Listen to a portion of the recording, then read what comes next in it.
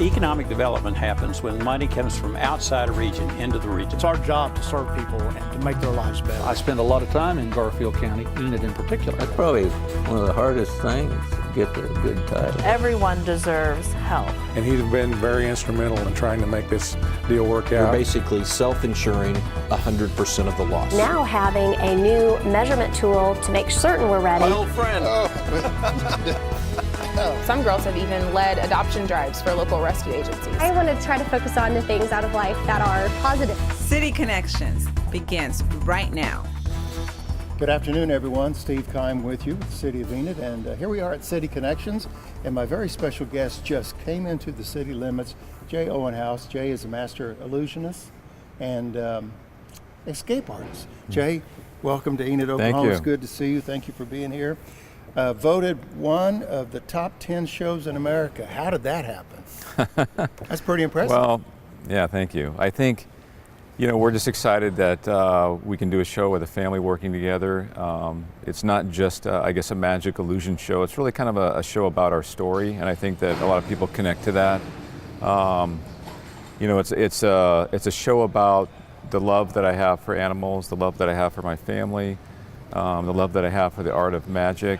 And also, we kind of tell a little bit of our story. Our family went through a pretty severe tragedy several years back, and we kind of share a little bit about that, and we kind of try to use the show and our experience to kind of inspire people and hopefully give them hope in their own situation. Because anytime you have an audience of several hundred people or more, there's always people out there that are going through something difficult, and so if we can encourage them, we like to do that as well. So I think if the show has connected with people, it's because it's been more than just a magic show. So, and we're thankful for that. If you visit the Jay Owenhouse website, you will see a couple Bengal tigers. I think that's right. Is it tigers or Bengal tigers? Yeah. And of course, you'll learn more about the family as well. Tell us about the relationship with the tigers. I understand that through the years, you were able to obtain them when they were small, and they are certainly family now. So tell us about your relationship with So we have a private tiger sanctuary in Bozeman, Montana, where we live. And it's kind of been one of the passions of our family to preserve these animals, to get the word out about conservation. And they are a part of our show too. The two tigers that are with us on this trip are 8 years old. They're twins. They're both females. One's orange and one's white. All of our tigers, when we get them, they live in our house with us for the first 6 months. So when we get them, they're about 12 weeks old. They're this big. And then once they get to be 100 pounds, we move them out to the sanctuary, but we're still with them every day.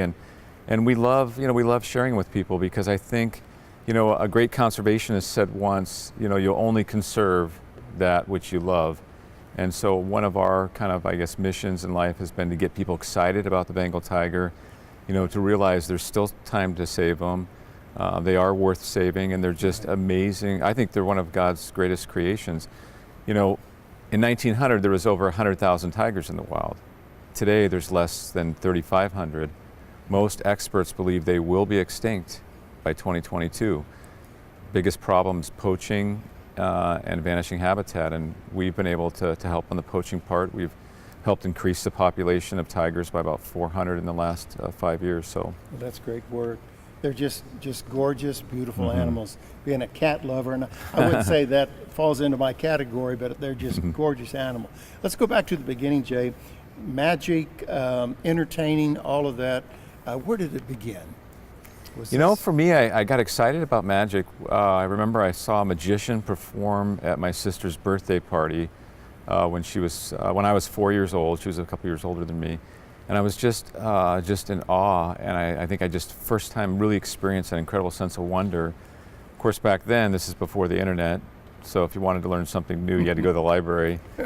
I bugged my mom. She finally took me to the library, and I didn't know how to read, so she would read me simple magic books at night, and I'd begin to learn card tricks, and I just stayed with it, and I became an avid reader in high school, and I started researching and reading a lot about Houdini, and it just once I got out of high school, I went to college. I decided I was going to be a psychologist.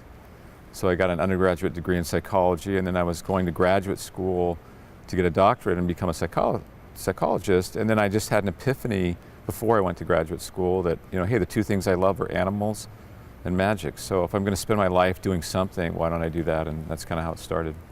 Well, here we are, Jay, on this rather large stage, and as your crew continues to bring in equipment, tell us a little bit about the production and the stage setup. You have a large semi-tractor trailer outside that's being unloaded. Quite a production. Yeah, it is quite a production, and it's really an evening of the greatest magic illusions in the world. The show is called Dare to Believe. It's also kind of a collection of my family's favorite things that we do in magic. So, my kids are involved. The Tigers obviously are involved. It's kind of a mix of magic where it's big illusions, but also we like to go in the audience and have some fun and do some close-up and different audience involved interaction, which is really one of my favorite parts because every night's different. Sure.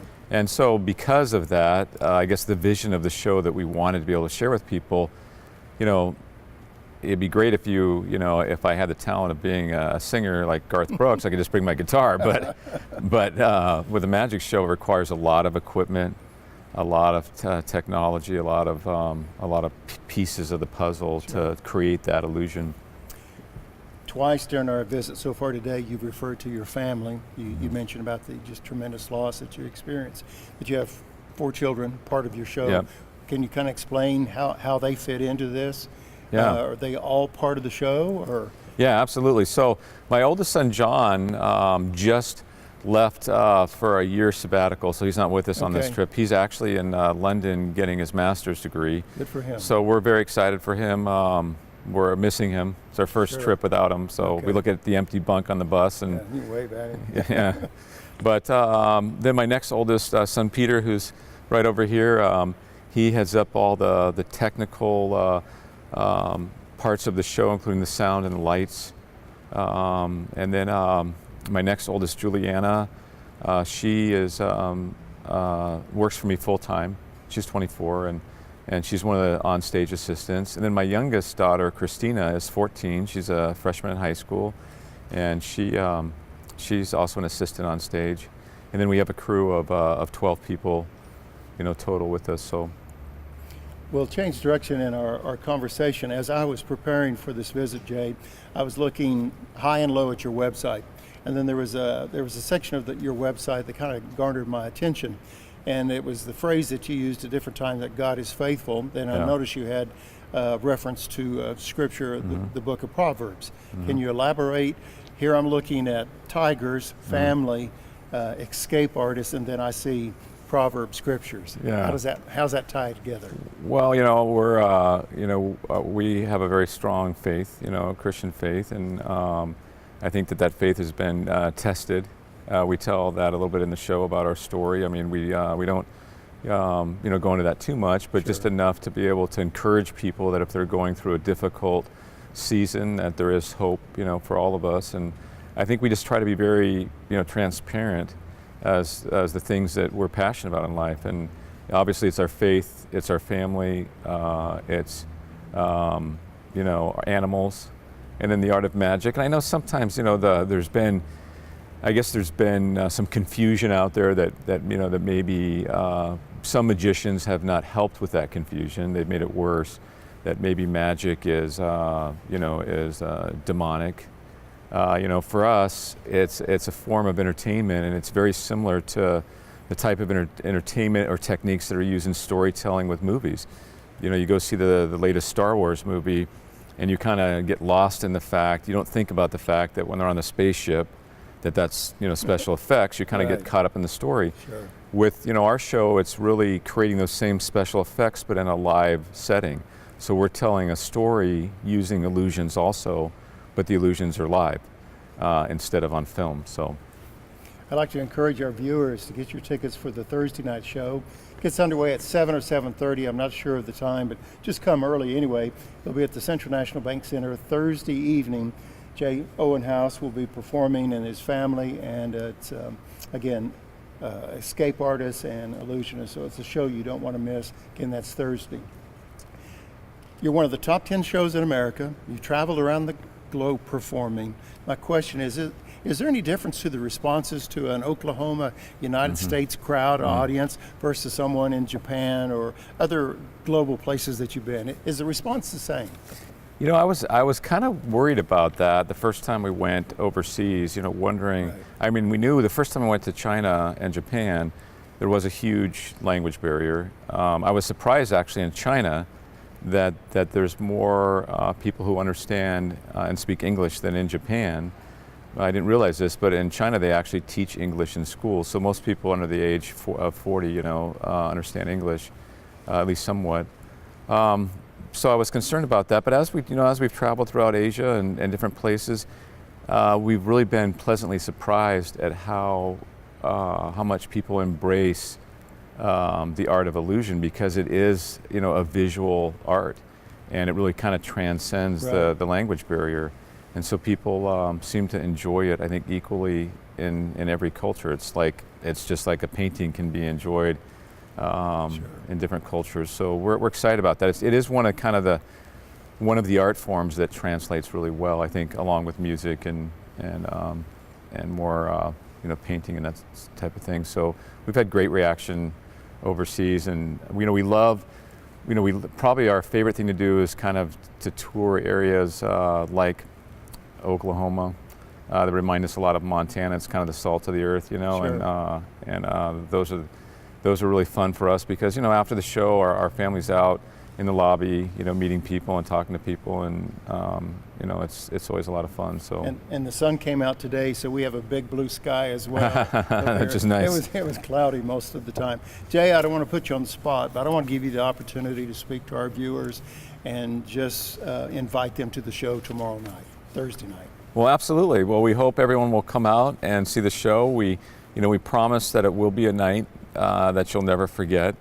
It's going to be a fun evening, and it's going to be an evening that I think that will surprise people in many ways. One of my favorite things to do is to not only share my family in the show, but also our tigers. And I think that one of the things that I get most excited about is to be able to be in an arena like this, where people can be up close to the tigers and actually, you know, get a chance to see them express themselves and kind of see the differences in their personality, and hopefully get excited about wanting to conserve them as well. So it's going to be a good evening. Okay, it's Thursday night, 7 o'clock, Central National Bank Center. Dare to Dream is the name of the show, and you don't want to miss it.